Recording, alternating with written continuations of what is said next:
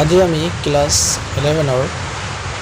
যেটো biology book আছে biology বুকৰ যেটো বটানি পাৰ্ট আছে ঠিক আছে বটানি পাৰ্টৰ কেইটামান ইম্পৰ্টেন্ট কোৱেশ্চন আলোচনা কৰিম এবিলাক 2016 বৰ্ষত আহিছিল ঠিক আছে সো ফাৰ্স্টৰ কোৱেশ্চনটো আহিছিল যে ডিফাইন স্পেচিছ মানে হৈছে প্ৰজাতিৰ সংজ্ঞা দিবলৈ কৈছে ঠিক আছে প্ৰজাতিৰ সংজ্ঞাটো আমলক কেনেকৈ দিব লাগিব যে a group of living organisms consisting of similar individuals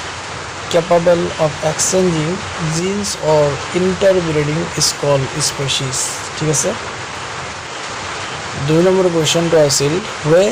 apple is called false fruit so your answer হ'ব যে apple is called false fruit because as apple does not grow from the ovary 3 number কোৱেশ্চনটো আছিল what is kranz anatomy আৰু এটো অসমীয়াত ক'ব যে kranz অন্তৰ্গঠন কি kranz anatomy is a specialized structure in C4 plants where the mesophyll cells are clustered around the bundle sheet cells in a ring-like fashion is known as kranz anatomy ঠিক আছে তাৰপিছত 4 number কোৱেশ্চনটো হৈছে write the importance of herbaria মানে হাৰ্বেৰিয়াৰ গুৰুত্ব লিখিবলৈ কৈছে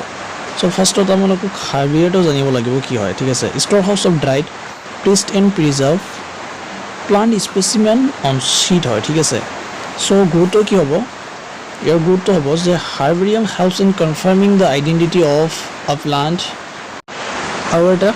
herbarium is also the source of plant DNA for use in taxonomy and molecular systematic আসলতে এইবিলাকত এক মার্ক আছে ঠিক আছে সেই কারণে এইবিলাক ইমান ডাঙৰ কৈ লিখা দৰকাৰ নাই